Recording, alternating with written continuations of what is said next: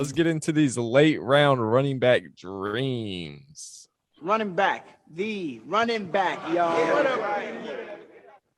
All right, so these are running backs that we're drafting in the later rounds, 8th round or later, someone that you want on your team, or I'm forcing you to pick one of these guys. Sorry. So, who wants to start us off? I can go first. I'll go first. All right. I got Philip Lindsay, the Houston Texans running back. Lindsay had a really rough year in 2020. The Broncos added touchdown savant Melvin Gordon to the roster, and Lindsay dealt with different injuries all season long. He had a toe injury, concussion, MCL pull, hip strain, knee strain, a gang of stuff. And that led to a running back 65 finish. Not good. He has moved on in free agency, and while he didn't sign to be the bell cow back on a team, he did go to the Texans, where everything is up in the air, especially if you looked at their depth chart. I don't think that really matters that much, but he was number 2 behind Mark Ingram. I really think he's going to be number 2 behind David Johnson going into the season, though. He's going to be cutting into Johnson's early down works. That's where I expect him to fit in. Philip Lindsay, in 2018 and 2019, he had over 1,000 yards rushing with 4.9 yards per attempt on average, and scored 9 touchdowns and then 7 touchdowns in each season. He finished those years as the running back 12 and the running back 19 in half PPR leagues. He has the ability to finish there again, but I don't expect him to, seeing as David Johnson is the better pass catcher, better pass blocker. Those are areas where Lindsay has really struggled in. So I don't see him getting the passing work that he would need to be a top 20 running back again. But getting him in the 10th round or later, you won't really need him to produce those numbers. He has the ability to be a flex option for your team, get you through some bye weeks. And if he pops again, he pops. Pop. Keone, who you got? Oh, so yeah, I have Nyheim Hines, because I think the running backs is the most difficult to do this with in terms of like the later rounds, picking the ones from the later rounds that we want to get. So thank you, JJ, for that. And because Philip Lindsay is like a very go-to one, but the early bird gets the worm. And so I went with Nyheim Hines. And if you disagree with that, I don't care. So take that, audience. No, I choose Nyheim Hines. Shove it. Yeah, I chose Nyheim Hines, one, because I have to keep on brand. I have to switch just from one Colts player to another. But it's mostly because he does catch the ball, and that's, I think, his saving grace. And even if you're worried about Carson Wentz not throwing him the ball, which is relatively valid, or whomever is the quarterback, it should be Carson Wentz for most of the season, it's seeming, as that injury progresses. But yeah, he, regardless of who is at quarterback, he catches the ball. So last year with Rivers, he had 76 targets. And then with Brissett the year before, he had 58. And then the year before that, remember Andrew Luck? He had 81 targets.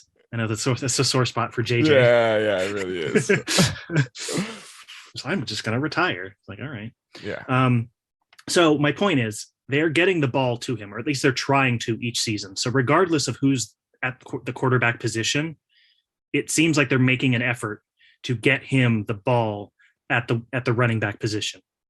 And even if he only gets around like 400 yards or so on the ground, which it seems is in his range, 300 something yards, he either matches that or basically outperforms that in the air, which is really good, especially for PPR, which is what our leagues typically tend to be. So I think he's a really good value, because he's being taken typically in like the 9th through 11th round. And I think we have him at like 117 overall, which fits into that range. But he's not going to probably be your every week back. He's not going to be one of your first 2 backs, your starters. But he, I think, is a pretty good flex option or a streamer throughout the season that can get you enough points to help you win some tough weeks. So because of those catches. So I think a running back who can catch the ball is pretty important. And for the value you're getting, it's a good pick. Yeah. All right, Ryan, who you got for us? AJ Dillon. Not only is AJ Dillon going to be the handcuff to Aaron Jones, but I think he's going to play a weekly role. And since what's his name? The head coach's name. Why am I forgetting it? McFleur.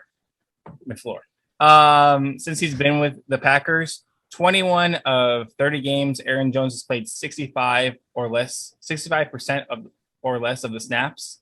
So there will be a role for AJ Dillon.